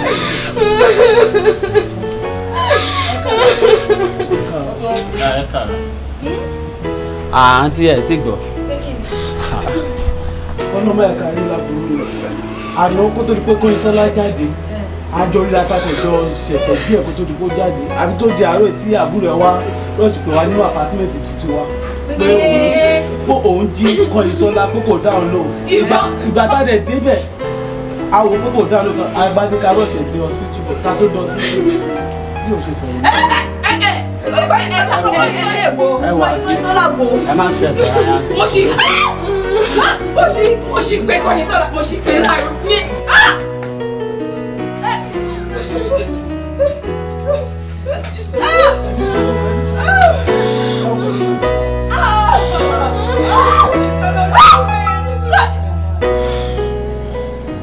ṣé nǹkan tó wá ń sọ ni wípé mo fẹ́ máa gbé lọ́dọ̀ Ìbídùn àti ọ̀rẹ́ mi because ọ̀rọ̀ yẹn kò yé mi dáadáa.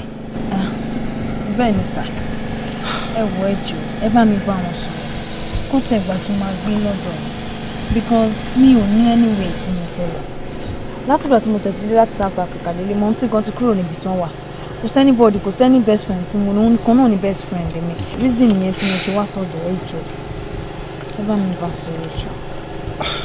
nǹkan tó ṣẹlẹ̀ ni wípé ilé tó bá ń tòrò báyìí àlejò tí wọ bẹ̀ ni o. ẹ wo Ìbídùn ṣoṣù ọ. ẹ wo October nǹkan tó jẹ́ kí n wá bá yín náà nìyẹn. I want to bring her into the house so that I can take care of her. Kò sẹ́ni kankan tó máa tọ́jú ẹ̀.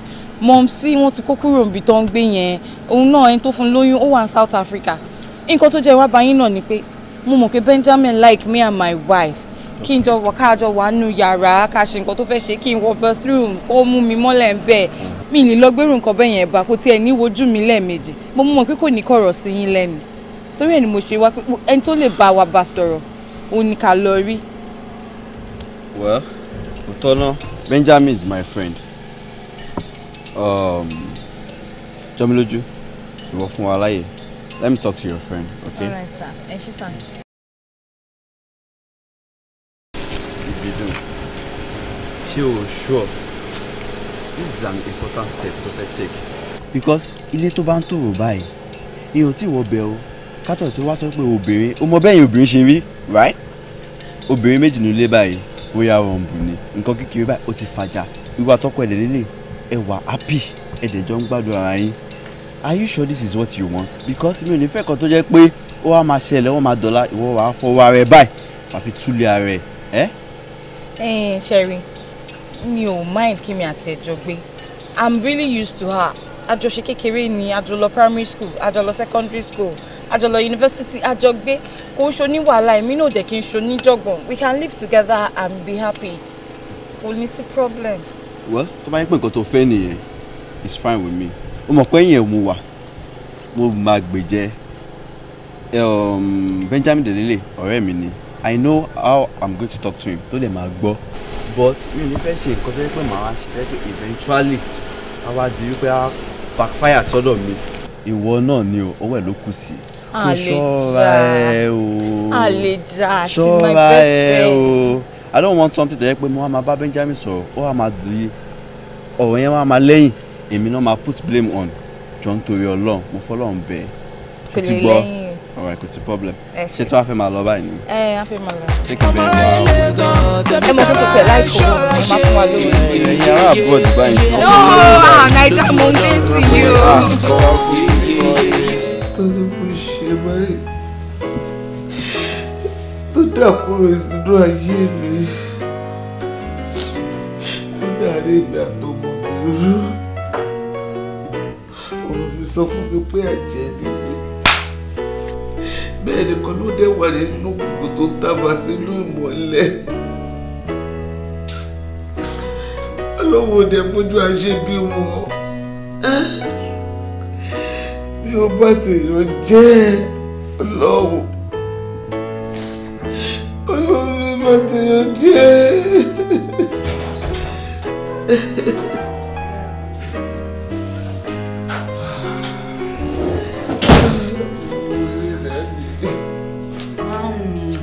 Pásítọ̀ ṣe rí nǹkan tí mò ń sọ fún yín bó ṣe máa sọ kúrò láàárọ̀ lọ́sàn-án lálẹ́ oúnjẹ gan wọn ò jẹ máa ń mi ti tó. wa. Sir. Àlàáfíà Olúwa bá yín gbé. Àmín Jésù. Ṣé rí ẹ ní fojú sunkún ọmọ o. Àmín Jésù. Ọmọ yín sọ orí ẹkún lẹ máa wà, orí ẹkún yẹn náà dẹ̀ ni mo bá yín. Mo ti fi ọ̀rọ̀ yín sí àdúrà, ẹ̀mí Ọlọ́run dẹ̀ ti tọ̀ mí wá. Ó ní pé kí n sọ fún yín pé kí ẹ̀yin àti ìdílé yín kí ẹ lọ sínú àwẹ̀ àti àdúrà ọlọ́jọ́ méje. Kí gbogbo ogun tí ọ̀tá ń gbé lórí ìdílé yín kí Ọlọ́run lè mú wá sínú ìmọ́lẹ̀.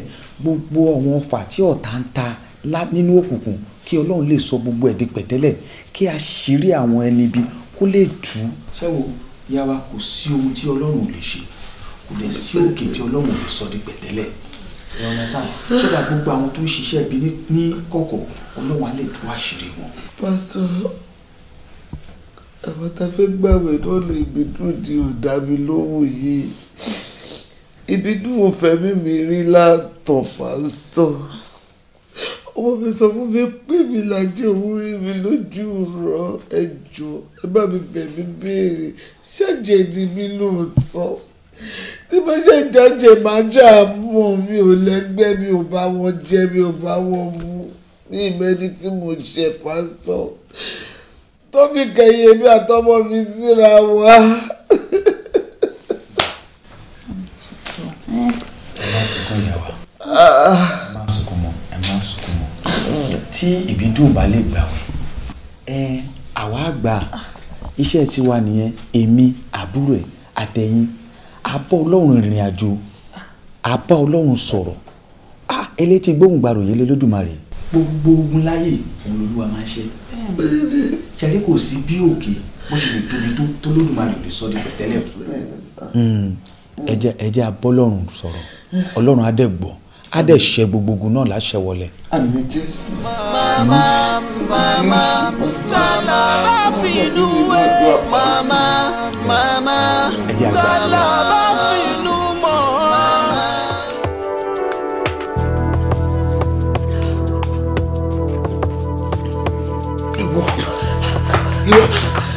Níbo ló sá lọ? Níbo ló sá lọ? Níbo ló sá lọ? Ìwọ ẹgbẹ̀rún sábẹ́ òye sábọ́ náà òun lọ́wọ́. Mọ́mí kí mo ṣe fún yín? Mọ́mí kí mo ṣe fún yín? Kí mo jẹ́ wíńdí lórí tẹ́fẹ́ pa mí? Kí ni mo ṣe?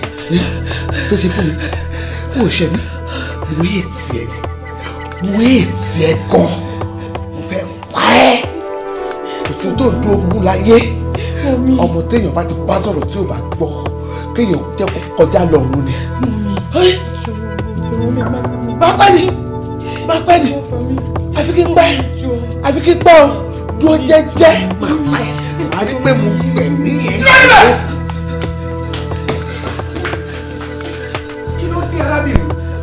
Gbọ́ ọ̀rọ̀ Ọlọ́run tí Olúwa nílé àti ẹ̀kún rẹ̀, ayé àti àwọn tó tẹ̀dó sínú rẹ̀, torí tí ó fi ìdí rẹ̀ sọlẹ̀ sórí òkun ó sì gbé kalẹ̀ lórí ìṣàn mi. Ta ni ó gòkè Olúwa lọ? Tàbí ta ni ó dùn níbi mímọ́ rẹ̀? Ẹni tí ó ní ọwọ́ mímọ́ àtàyà fún ẹni tí kò gbọ́kọ̀ rẹ̀ sókè tí asán, tí kò sì búra ìtàn, òun ni ó rí ìbùkún gbà lọ́wọ́ Ọlọ́run àti òdodo lọ́wọ́ Ọlọ́run àgbàlá rẹ̀. Èyí nínú àwọn tí ń ṣàfẹ́rí rẹ̀, tí ń ṣàfẹ́rí rẹ̀ Ọlọ́run Jákọ́bù. Ẹ gbé orí sókè, ẹ̀yin ẹnu ọ̀nà, kí a sì gbé sókè ilẹ̀kùn ayérayé, kí ọba ògo kó wọnú ilé ìwá. Ta ni ọba ògo? Olúwa tó ní agbára, Olúwa tó ní agbára lé ogun, òun náà ni ọba ògo. Ní orúkọ Jésù, padà! Tó wá ń tafà sínú ìmọ́lẹ̀, eléyìí ò kì í ṣe ẹran ẹ̀, eléyìí ti darapọ̀ mọ́ ti Jésù. Láti èmi lọ, ó ti di ẹni àtúnṣílẹ̀. Ní orúkọ Jésù, ní orúkọ Jésù, ní orúkọ Jésù. Padà! Mọ́mí jọ mí lójú. Mọ́mí jọ mí ẹ mọ ẹnìyẹn dáadáa. Ìyá ọ̀rẹ́ mi ni wọ́n. Ẹ wò ṣẹ́rí létà wà yìí kò tí ì tọ́ síbẹ̀. Ẹ máa ní láti lọ sínú àwẹ̀ ọjọ́ méje àti àdúrà kíkankíkan. Ẹ wọnú ẹ̀mí lọ, ẹ bá Ọlọ́run yín sọ̀rọ̀. Ẹ wò ẹ ní láti di òpó Jésù mú nítorí òpó Jésù òun ni ọ̀pá Kìrìsìtẹ́nì o. Àdúrà tẹ̀yìn rí yẹn òun ni ọ̀pá Kìrìsìtẹ́nì o. Òun la fi ń rìnrìn àjò pẹ̀lú Olódùmarè pẹ̀lú Olúwa. Kò sí ohun tó ṣòro ṣe níwájú Olódùmarè. Ọlọ́run á dẹ̀ bá yín ja ìjà yín. Ṣẹ̀rí àwa náà máa bá yín gbà. A bá yín gba àdúrà, àbí Ọlọ́run.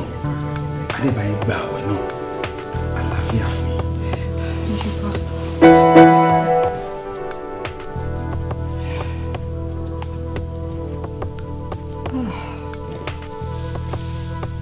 Mọ́mì jọ mí lójú ló ń gbáwọ̀ mọ́mì mi wò.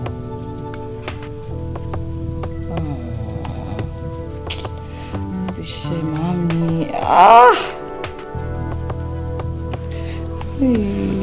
Mọ́mì mi o. Ọmọ ilé gan tẹ̀bí tara ẹ̀ ṣọ́ra ṣe. Yeyeyeye ilé ayé tẹ̀rí yẹn lójú Ọlọ́run kò má tó nǹkan. Yeyeyeye ṣọ́ra fọ́mọ Ádámọ̀ má fọkàn tẹ́nìkan.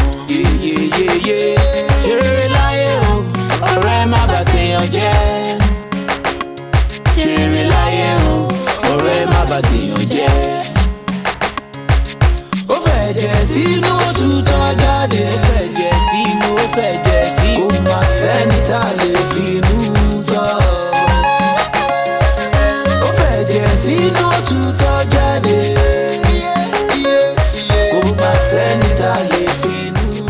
Ìbídùn ò ń jáde. Ọ̀rẹ́ mi, mo fẹ́ sáré jáde. Ìwọ ni mo ti ń sóúnjẹ fún látàárọ̀. Mi ò ní appetite. Wà ní láti jẹun jẹ ilé má wọ̀rì sáré jẹ. Mi ò jẹ jàre. Ti Benjamin kọ́. Mo bí lè pa àwọn onídìrí láti jẹun ni. Mo jẹ. Wọ́n sáré jẹ máa kí wàhálà mi já sásán jù tó lọ. Màmá rẹ later bí àmà jẹ later. Ó jẹ náà.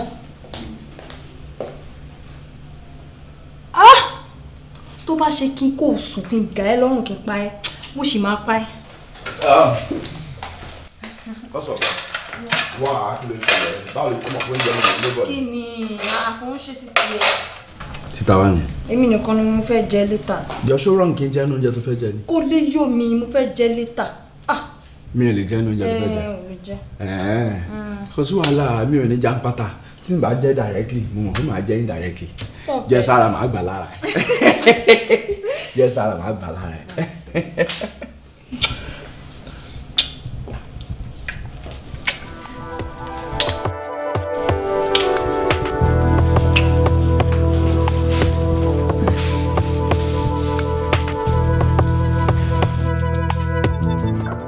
Benjamin ò wálé láti àná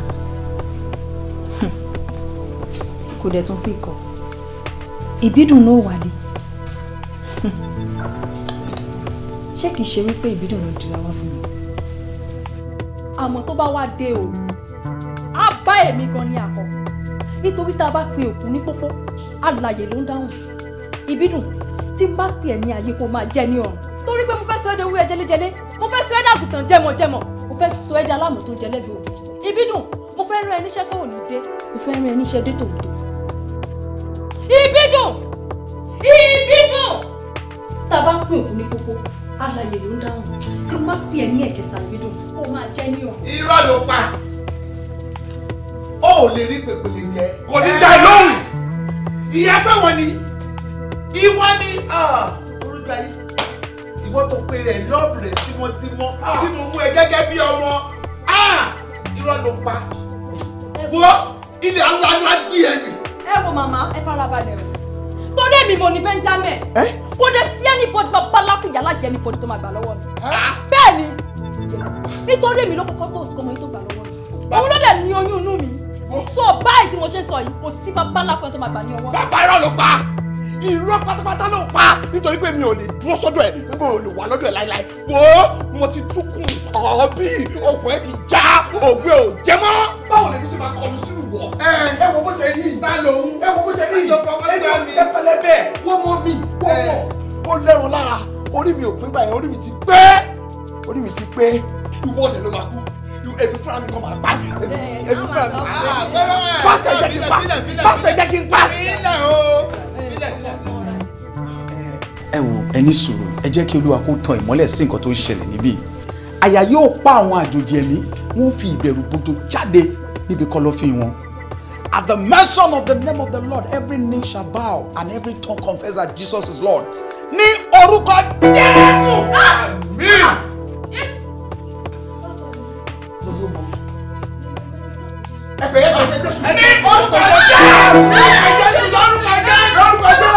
orúkọ Jésù.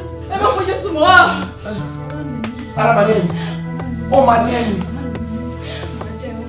máa jẹ́wọ́ ara mi máa jẹ́wọ́.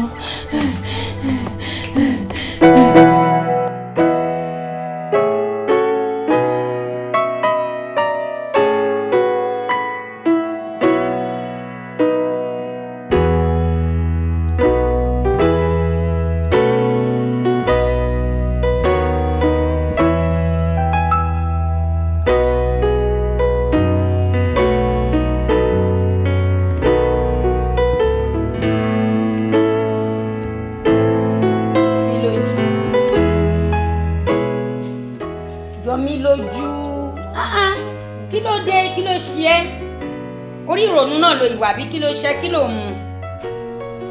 Màámi. Mò ń gbọ́ kí ló ṣẹlẹ̀. Ẹ bí ń pé kí ló ṣe mí. Kí ló ṣe ẹ́ ṣàlàyé fún mi. Ẹ fẹ́ mọ̀ nǹkan tó ṣe. Mo fẹ́ mọ̀. Mo fẹ́ mọ̀. Màámi. Mò ń gbọ́. Màá ṣàlàyé fún ẹ. Kí Bídú tó travel. Èmi ni Benjamin kọ́kọ́ toast. Èmi dẹ̀rọ bóyá pé kí n ṣakọ fún fọ́sẹ̀ kan. Nítorí mo fọ́ fún un kọ́ àmọ́ mi fẹ́ kó dàbí pé bóyá mo lose bóyá mi ò mọ́kọ̀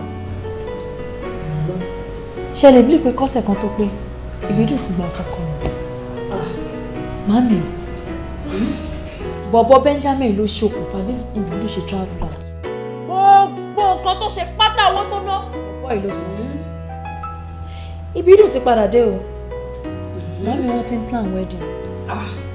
Ẹ̀dùn ló mo fẹ́ bí i. Gbọ́. Ṣé abiyamọ ni? Confirm. Mami ẹ̀ kì í ṣe abiyamọ. Abiyamọ ni mí o, ní gidi gan abiyamọ. N tó bá wà ní díẹ̀ gangan tó fẹ́ ni kò sọ fún mi. Mami ẹ̀ kì í ṣe abiyamọ. Ìbídùn ò gbọ́dọ̀ gba ọkàn lọ́wọ́ mi.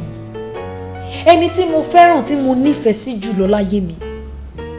Ṣé tọmọkùnrin la fẹ́ sọ ni? Tàbí towó tó ní lọ́wọ́? Mami ẹ ti jókòó tẹ̀tẹ̀ lórí ọ̀rọ̀ mi. Ẹ kì í ṣe abiyamọ tó máa ń pa abiyamọ ẹ má jáde. Wọ́n ń wo bẹ́ẹ̀ ni o. Kò rí bẹ́ẹ̀ rárá. Torí pé kíni ẹ̀dì ẹ̀ ń làgùn. Inú ara ẹ̀ ni ó já mu. Mo fẹ́ kó ní lọ́kàn. Abiyamọ lèmi o. Abiyamọ gidi, abiyamọ tòótọ́. Ṣùgbọ́n bọ́rọ̀ ṣe wá rí yìí. Ó ti yé mi. Ṣùgbọ́n mo fẹ́ kó mọ kíní kan dájú. Kò sẹ́ńtì ò rí kódà nígbà tí bàbá yín wà láyé tèmi àti ẹjọ́ wà ojú rí tó ṣùgbọ́n mo dúpẹ́ lọ́dọ̀ Ọlọ́run lọ́jọ́ èní ṣùgbọ́n wọ́n á fẹ́ fi ọ̀rọ̀ kan lọ eléyìí tí ò gbọ́ rí lẹ́nu jọ mí lójú ṣé wàá wo ẹgbẹ́ àwọn àgbà. Máa wọ ẹgbẹ́ anything kó ju ẹgbẹ́ lọ gbogbo nǹkan tó bá wà máa ṣe. Màámi Ìbídùn ò gbọ́dọ̀ gba ọkọ lọ́wọ́ mi. Màámi kò gbọ́dọ̀ gba bọ́bọ́ ìgbọ́dọ̀ jẹ́ ti tèmi. Màámi tẹ́ ẹ bá ṣe kì í ṣe àgbẹ̀. Kò burú.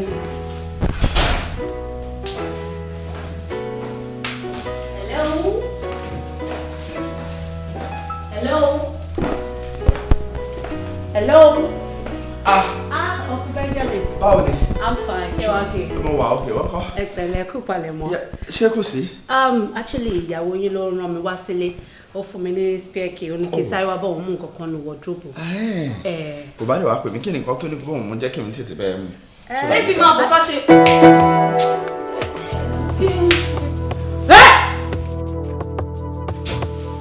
Padà wá. Jọ mi lójú. Juve, so lẹ́gbẹ̀ẹ́ ilé ọ̀dọ̀ tí wàá wá. Bẹ́ẹ̀ni. Okay. So ó torí pé close mọ́ ẹgbẹ́ ilé tí wàá so wàá dry. Okay. Omi dà sí aṣọ ẹ̀. Omi kàn déédéé dà sí aṣọ ẹ̀ láì ṣe kójú òwúrọ̀. Ọ̀tá omi sí lára, ọ̀dà omi sí. Ọkùnrin!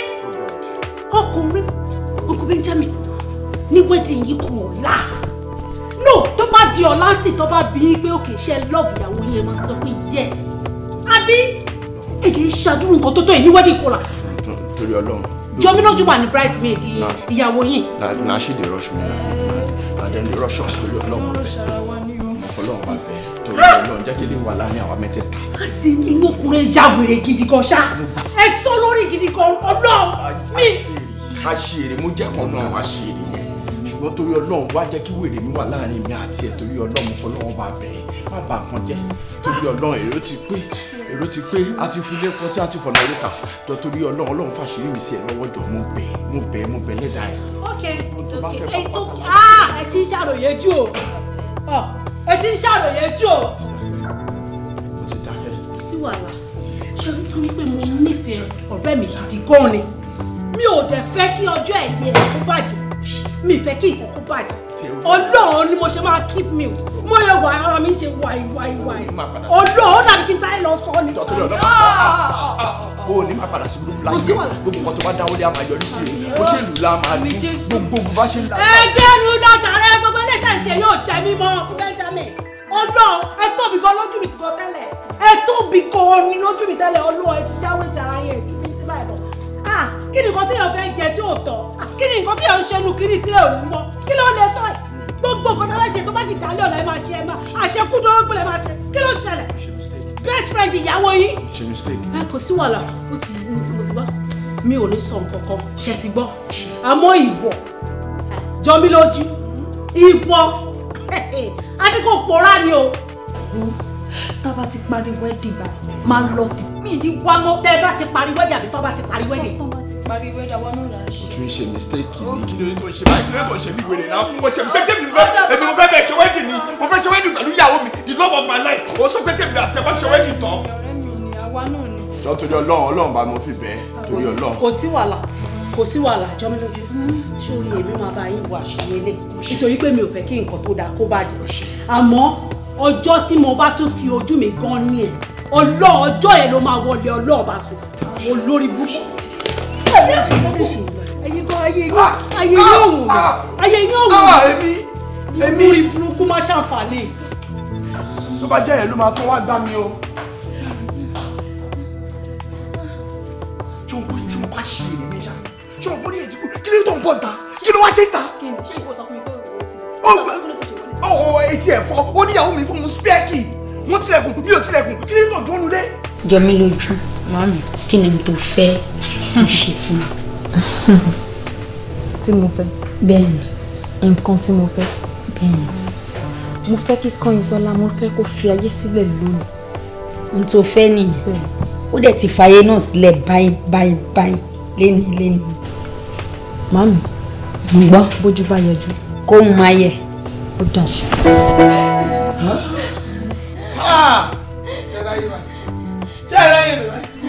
in fact ebi ni mo pa Kọ́yinsọ́lá nítorí ó mọ̀ nǹkan tó wà láàrin àwa méjèèjì. jọ mí lójú ìwọ ló pa Kọ́yin. jọ mí lójú ìwọ ló pa Kọ́yin. bàbá mi pè mí lájẹ. pásítọ̀ ẹ̀fọ́ Jésù ẹ̀jẹ̀ kára jàjọ kù. ẹ̀jẹ̀ kára jàjọ kù. àṣẹ yìí ni. ẹ pè Jésù. ní orúkọ Jésù. ọlọ́run jàbí jẹ́ bàtà ẹ má pọ̀ Jésù ẹ má pọ̀ Jésù dáadáa. ẹ pè Jésù. ní orúkọ Jésù.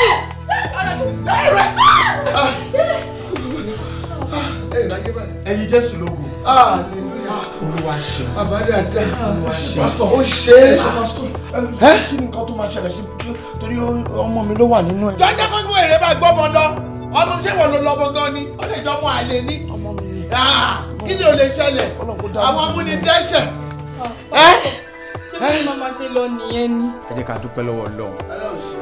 Ìwé mímọ́ náà ló sọ bẹ́ẹ̀ ó ní pé òun ò fẹ́ kó ẹlẹ́ṣẹ̀ bí kò ṣe kó ronú pìwàdà at the same time ó tún sọ pé ó ní ẹlẹ́ṣẹ̀ kan kò ní lọ. láláì ìjìyà iṣẹ́ ló jẹ yẹn ẹ jọ agbára Ọlọ́run máa sọ̀ láyọ̀ olúwa ní eléyìí ògo fún bàbá dáadáa ó ṣe é. ẹ wo ẹ̀yin náà ẹ jìnnà sí Jésù jù o ṣe rí ẹ ní láti súnmọ́ Ọlọ́run ẹ ní láti bẹ̀rù Ọlọ́run gbogbo nǹkan tó ṣẹlẹ̀ yóò bá máa ṣẹlẹ̀ ká ní pẹ́ súnmọ́ Ọlọ́run bọ̀ ká dúpẹ́ lọ́wọ́ Ọlọ́run wípé ó gbé wa borí ogun.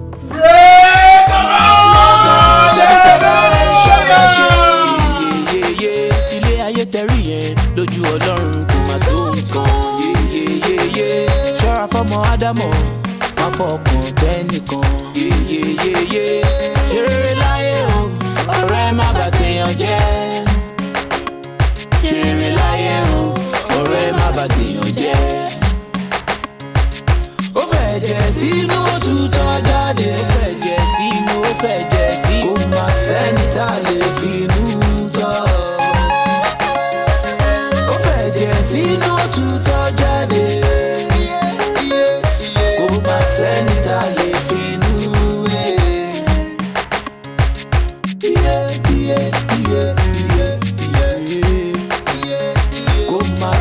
tá a lè fi